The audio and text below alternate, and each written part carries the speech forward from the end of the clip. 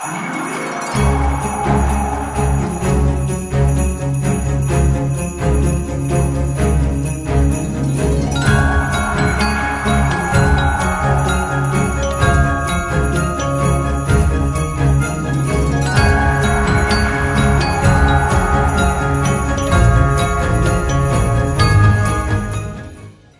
sont les travailleurs essentiels? Bonjour et bienvenue dans ce calendrier de l'Avent, je suis Tatiana Ventose et aujourd'hui on va voir qui sont les travailleurs essentiels. Et pour tout vous dire, j'ai halluciné en lisant un article sur le blog de l'INSEE, on a les occupations qu'on peut. Et cet article était intitulé « Qui sont les travailleurs essentiels ?» Et j'ai halluciné parce que c'est un condensé de ce que les élites parisiennes, universitaires, intellectuelles nous mettent dans la tête quant à l'organisation de la société. Ça nous donne aussi une excellente idée de l'image qu'ils se font eux-mêmes de la société française. Et c'est à la fois faux, bordélique et autocentré, c'est incroyable. Ce qui est dommage, c'est que ça vient de l'Institut national de la statistique et des études économiques. Mais bon, déjà, rien que le titre, en fait, nous donne une idée du niveau. Parce que le titre complet, c'est « Qui sont les travailleurs essentiels ? Un enjeu en temps de crise sanitaire, mais aussi pour les politiques de logement ». Déjà, le sous-titre met sur le même plan une crise sanitaire, des politiques de logement, comme si l'enjeu de savoir qui sont les travailleurs essentiels, c'était permettre à Anne Hidalgo de savoir comment elle doit attribuer les logements sociaux. Et du coup, on attend quand même la définition de ces travailleurs essentiels, hein, évidemment. Le truc, c'est que après avoir lu l'article, je suis toujours pas sûre qu'eux-mêmes sachent exactement où ils cherchaient à aller. Scoop, hein, dans leur définition, les gens qui produisent la bouffe ou l'énergie ne sont pas des travailleurs essentiels. Enfin, pas tout à fait, on va voir. La photo qu'ils ont choisie en fait pour illustrer leur article, je trouve, montre très bien le biais je suis désolée, de petits bourgeois métropolisés, qui est celui des auteurs. Pour eux, hein, les essentiels, c'est les éboueurs parisiens, les infirmières, les bonnes d'enfants et les caissiers et employés de la grande distribution. Est-ce que vous voyez le truc qui manque ou pas? Et on est vraiment sur un condensé d'insouciance parisienne tel que j'en ai rarement vu. Il commence par dire qu'il y a une crise du logement dans les métropoles pour les travailleurs essentiels parce qu'ils sont en moyenne moins bien payés. Enfin, pour les travailleurs clés, parce que à défaut de définir les termes qui sont le sujet dont ils prétendent parler, ils nous en rajoutent un autre terme, celui-là de travailleurs clés, qui est un concept issu des politiques publiques britanniques et qui inclut essentiellement les secteurs de la santé, de l'éducation ou encore de la sécurité. Et ils nous disent que en France, les politiques publiques s'inspirent de ça, que c'est pareil, en particulier en Île-de-France, il faut quand même pas parler des autres, où les tensions sur le marché du logement sont aussi vives que où, je suppose qu'au Royaume-Uni, enfin bon...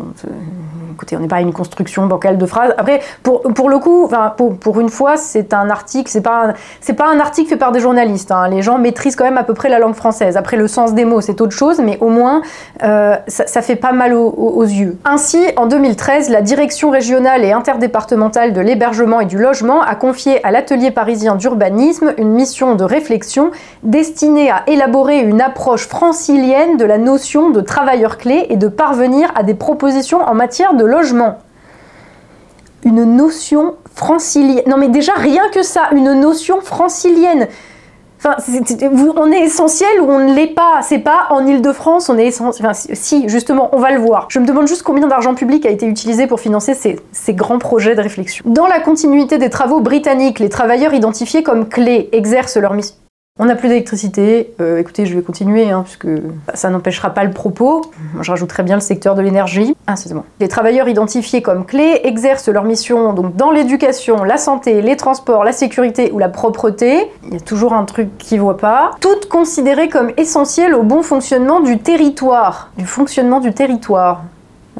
La production de nourriture, c'est pas essentiel au bon fonctionnement du territoire non plus. Et de nous citer une étude de l'INSEE aussi qui nous explique que les travailleurs clés habitent un peu moins loin que les autres. Je suis désolée, c'est pas très clair. Les autres, je sais pas, les pas clés, les pas essentiels, genre les agriculteurs, les ouvriers des abattoirs, les couvreurs, enfin c'est quoi? Je suis l'article à peu près dans l'ordre, hein. C'est ça qu'on a comme intellectuels qui sont censés nous expliquer la société française, oui. On nous explique pourquoi, c'est parce que en 2020, suite à la crise sanitaire, l'INSEE Île-de-France et l'Observatoire régional de la santé ont travaillé sur une définition du périmètre des travailleurs clés.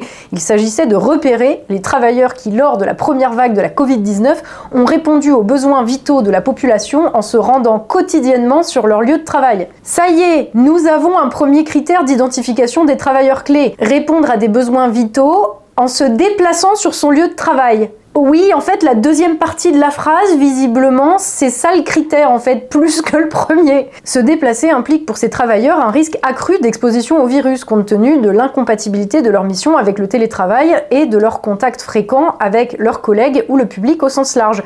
Cette approche conduit à inclure les salariés de certains commerces alimentaires dans le périmètre, mais à en exclure les enseignants en situation de télétravail. Ah oui, donc pour être un travailleur clé, il fallait ne pas être en télétravail au moment du confinement. Attendez, il y a des explications qui arrivent, parce que pour nous dire qui est un travailleur clé, ils nous expliquent qu'ils prennent en compte la profession et le secteur d'activité afin de définir les contours de ces travailleurs clés en Île-de-France, qui sont essentiellement des travailleurs de la deuxième ligne, tels que définis dans un rapport publié sur le site du gouvernement, mais quand on clique dessus, ça n'existe plus.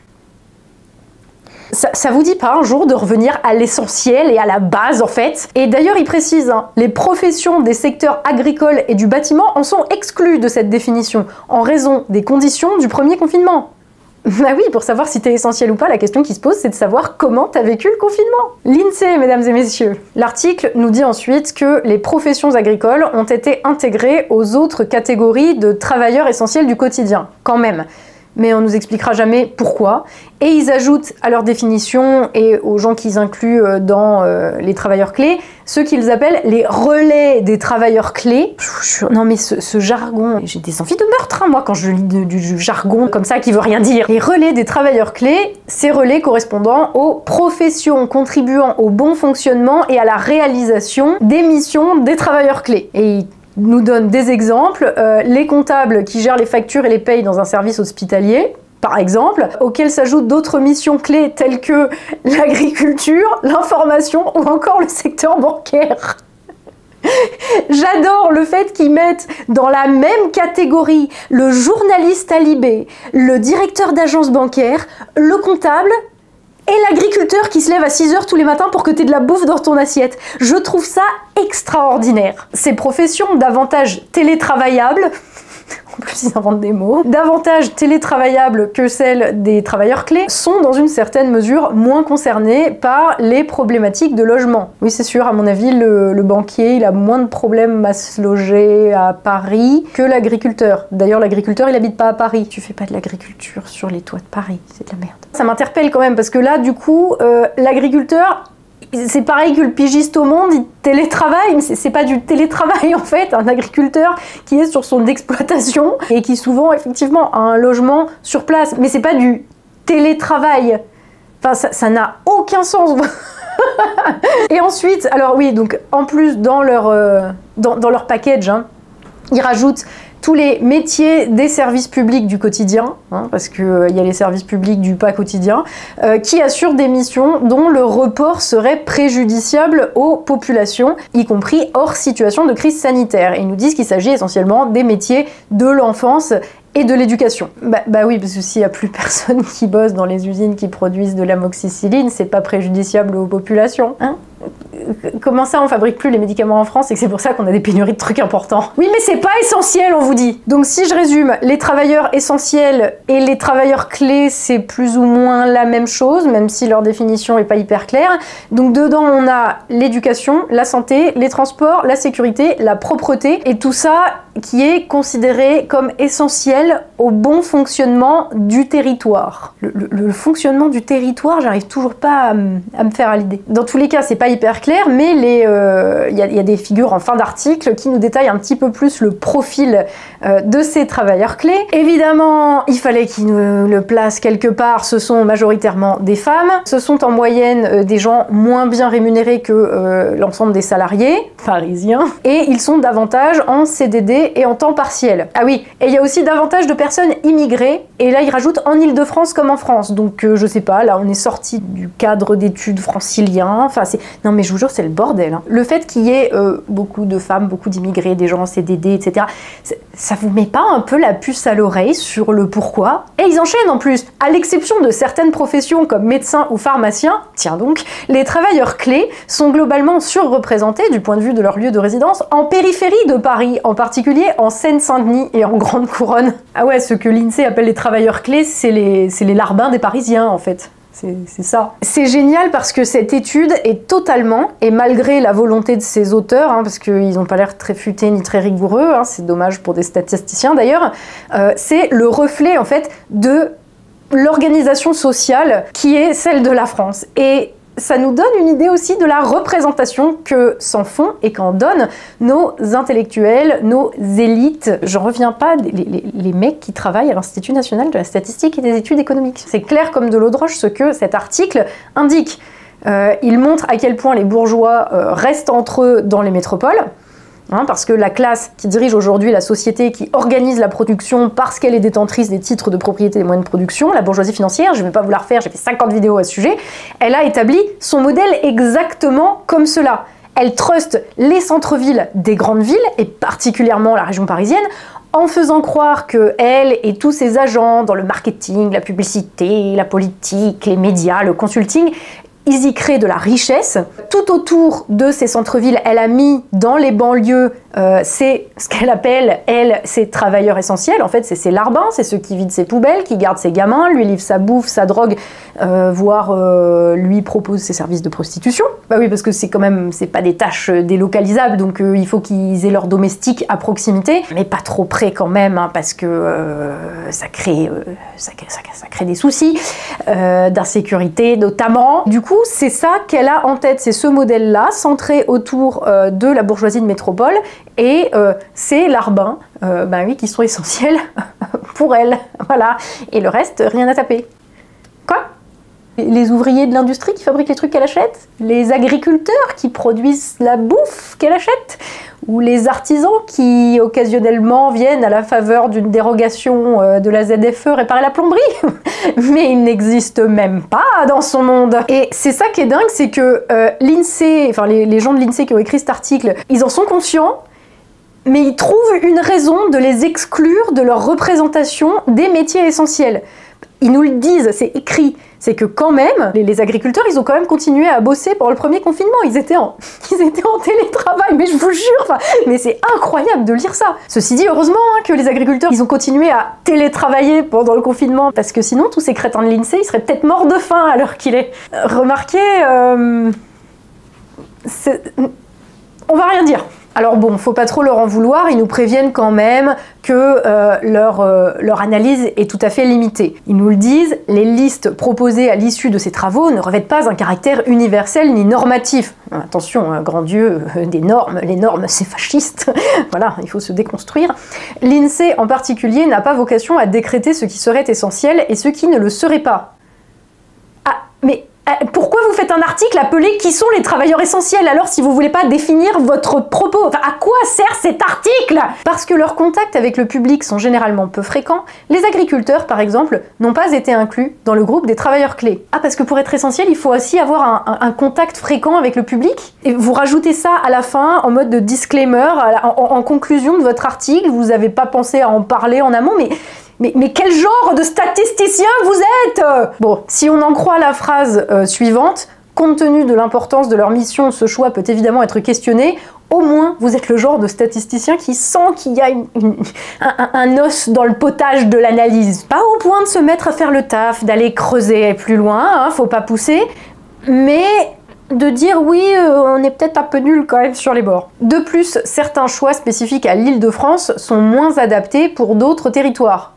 Bah oui, vous vous êtes concentré à Paris entre cadres, avec vos larbins en petite et grande couronne tout autour, donc effectivement, c'est applicable à Paris, ouais, c'est pas au fin fond de la Champagne-Ardenne, ouais, effectivement, c'est rien à voir. Le truc qui est grave en fait, c'est que pour une institution nationale qui est censée juste nous donner des faits en fait de manière très objective, ce truc est un monument d'autocentrage. Les mecs s'imaginent que en dehors de leur petite existence et de leurs larbins qu'ils voient de temps en temps, et qui sont essentiels parce qu'ils sont en contact avec eux, il n'y a rien qui existe en fait. Moi je lis cet article parce que je veux savoir qui sont les travailleurs essentiels, et à la fin de cet article, j'ai toujours pas exactement compris où vous vouliez en venir. J'aurais aimé avoir par exemple une liste de critères, mais non.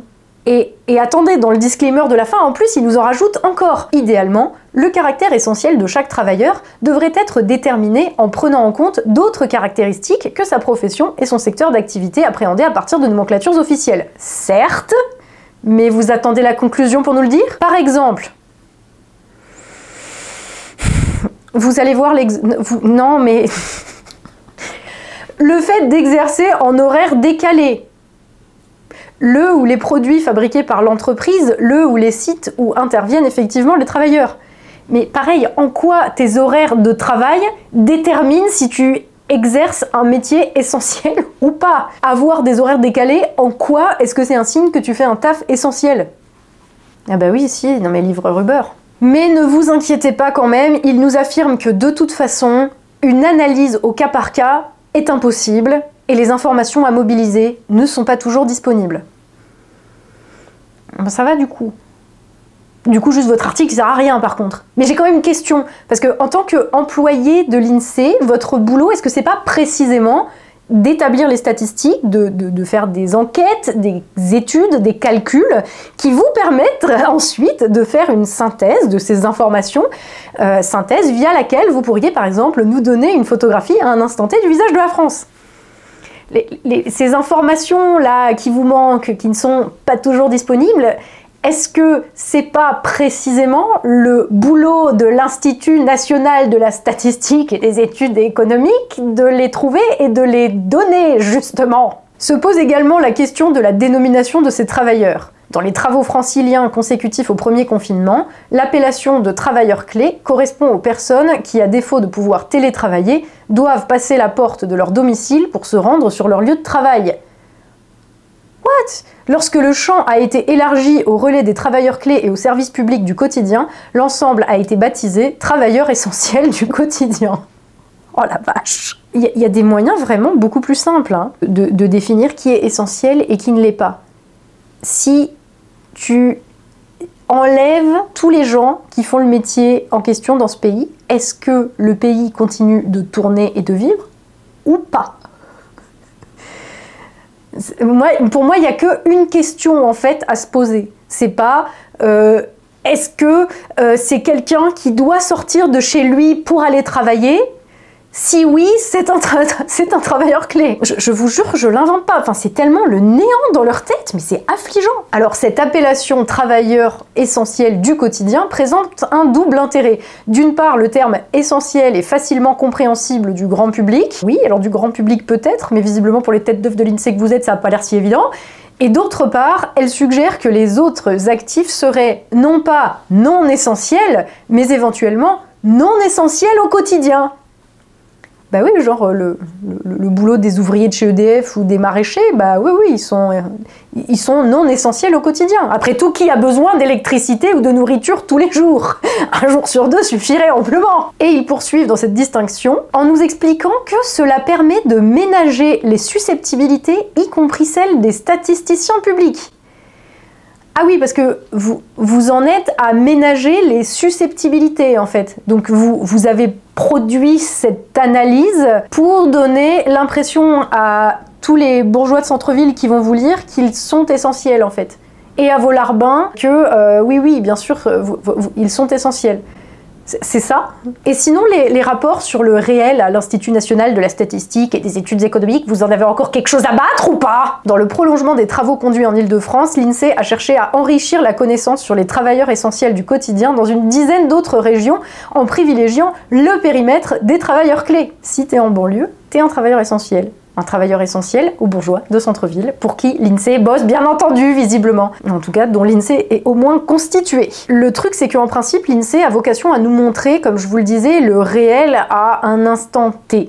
En l'occurrence, avec cet article, il était censé nous dire, c'était la promesse du titre, qui sont les travailleurs essentiels aujourd'hui. Et non seulement il répond pas à la question, mais au final, comme on ne sait pas exactement où ils veulent en venir et qu'ils articulent pas très bien leurs idées, bah ça embrouille encore plus. On commence par parler du logement, ensuite du confinement, pour en venir à une définition des travailleurs essentiels basée sur une définition des travailleurs clés, en fait, qui est elle-même basée sur des critères complètement foireux tels que les horaires décalés ou le contact avec le public. Et tout ça pour finir par nous dire qu'ils n'ont pas vocation à définir qui sont les travailleurs essentiels. Mais putain, pourquoi vous avez écrit ça? L'article s'appelle « Qui sont les travailleurs essentiels ?» Donc juste dans ce cas-là, mais n'écrivez rien, parce que c'est du temps et de l'énergie de perdu. Et à nouveau, dans cet article supposé nous expliquer la réalité, on n'apprend rien. Enfin si, on apprend quand même une chose, que c'est le bordel dans la tête de ces têtes d'œufs, et qu'ils ne savent pas construire un raisonnement. Et tenez-vous bien, ils ont été 3 à écrire ça. 3, il a fallu 3 cerveaux pour sortir ce truc. Celui de Marie Axe, adjointe à la chef du service des études et de la diffusion à l'INSEE. Celui de Clotilde Saron, chef du bureau des collectivités locales à la DRES. Et Mustapha Touahir, directeur régional adjoint de l'INSEE Île-de-France. Et oui, selon leur profil LinkedIn, cela vous surprendra peut-être, mais tous sont parisiens. Et alors en allant creuser un petit peu juste... pourquoi un blog, hein, parce qu'il y a le mot du directeur de l'INSEE qui explique pourquoi ils ont créé ce blog en janvier 2020, pour étendre par un canal de diffusion nouveau la capacité de l'Institut à exercer sa mission, d'accord, qui est d'éclairer le débat économique et social, de faire valoir les enseignements qu'on peut tirer de l'exploitation des statistiques et ses limites, ok, de faire connaître les travaux de l'Institut au-delà de ses utilisateurs usuels, et de lutter contre la propagation d'informations fausses ou détournées. Ouais, bah déjà commencer par pas en écrire, quoi. Ils sont là pour contribuer à alimenter le débat public d'une manière pédagogique, d'un accès facile pour mieux comprendre les phénomènes économiques et sociaux et leurs évolutions. Oui, mais pour que ce soit pédagogique, pour transmettre, il faut déjà commencer par comprendre ce qu'on raconte. Sinon, ça fait de la bouillie, c'est n'importe quoi. J'adore le petit mot « J'estime qu'à l'heure où les médias sociaux bouleversent la diffusion de l'information, où il est parfois difficile de distinguer ce qui est sérieux et objectif de ce qui ne l'est pas, le blog pourra combler ces manques en apportant davantage d'informations. » C'est dommage parce que les rédacteurs ils disent qu'il leur manque les informations et qu'ils savent pas où les trouver, donc bon, ça tombe mal. Avec les soucis d'indépendance et de rigueur qui sont la marque de l'INSEE. De rigueur! De rigueur! Non mais, vous avez honte de rien là! Et on va pas parler de l'indépendance, enfin, le truc c'est que ils sont totalement les agents du système en place dans la manière de représenter le réel. Cet article contribue, même sans que les auteurs n'en aient pleinement conscience, hein, parce que eux-mêmes ont complètement zappé en fait la réalité, puisqu'ils ne vivent plus dedans, mais cet article contribue à faire ce qui est fait depuis 50 ans, à savoir diluer la réalité matérielle, à savoir la nécessité et le caractère fondamental du travail de production qui lui est essentiel à la survie.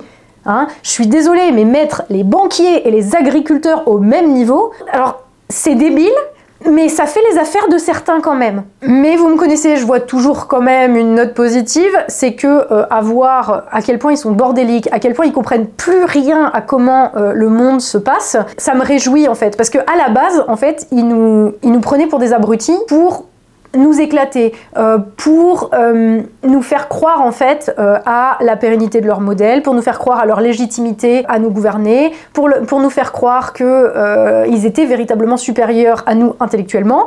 Et en fait, en faisant ça, en nous prenant pour des bebeux, eh ben, ils ont fini par éclater leur propre cerveau. Et ça, moi, j'adore. Quand je vois le niveau de dégénérescence des agents du pouvoir en place qui sont de plus en plus bêtes, ça me réjouit. Parce que un adversaire qui est bête, eh bien c'est quand même beaucoup plus facile à renverser. Et là je parle pas juste de l'INSEE, hein, c'est caractéristique de nombre de nos élites, voilà, enfin voilà, même le mot élite, maintenant on sait même plus s'il faut l'utiliser ou pas, mais qu'elles soient culturelles, universitaires, que ce soit des intellectuels, des journalistes, et tous ces gens dont normalement le boulot c'est d'expliquer comment fonctionne le monde, à quoi ressemble le pays, pour que tous les gens qui n'ont pas le temps ou la possibilité d'aller rechercher par eux-mêmes, etc., puissent le comprendre. Hein, et ils n'ont pas le temps, pourquoi? Peut-être parce qu'ils font un boulot essentiel à la survie du pays. Ces élites, à force de nous avoir pris pour des débiles, ils sont devenus eux-mêmes des gros demeurés. Et c'est vrai de ces élites-là auxquelles on pense, hein, médiatiques, politiques, intellectuelles et tout, mais même les élites intellectuelles d'en dessous, les cadres, et je pense particulièrement aux profs, mais regardez le niveau, en fait, ils ne savent plus s'exprimer correctement en français, vous allez pleurer. Bref, c'est pas le sujet de cette vidéo, mais voilà, tout ça pour vous dire que c'est comme ça qu'on en arrive à ce sentiment qu'il y a en France deux mondes, deux univers parallèles qui coexistent. L'un où effectivement personne ne manque de rien, où tout est disponible à toute heure, où les gens sont dans les cafés et vivent comme si tout était comme avant, hein, c'est-à-dire dans un pays riche où le niveau de vie est élevé, où les plus gros problèmes quotidiens sont la préoccupation vis-à-vis de son empreinte carbone, le quota des femmes dans les films et dans les conseils d'administration des grandes entreprises.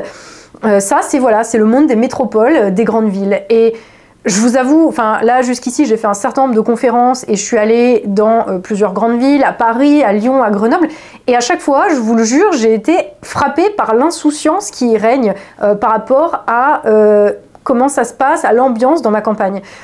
Pour les gens dans les villes, et cet article de l'INSEE en fait vient juste confirmer encore ça, l'essentiel en fait pour eux c'est de trouver une bonne pour garder ses enfants, que les éboueurs ramassent les tonnes de déchets produits par eux, hein.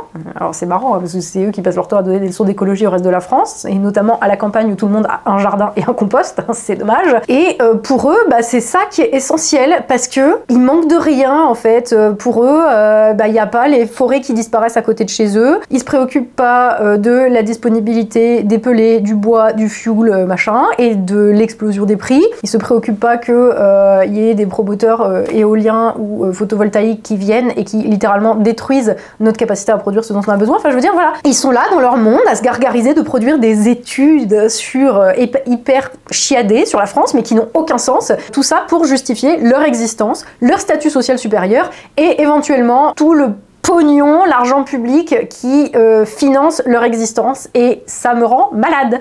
Voilà, parce qu'il y a un autre univers qui existe en France, hein, il y a le deuxième monde parallèle qui se situe à l'extérieur de ces citadelles-là.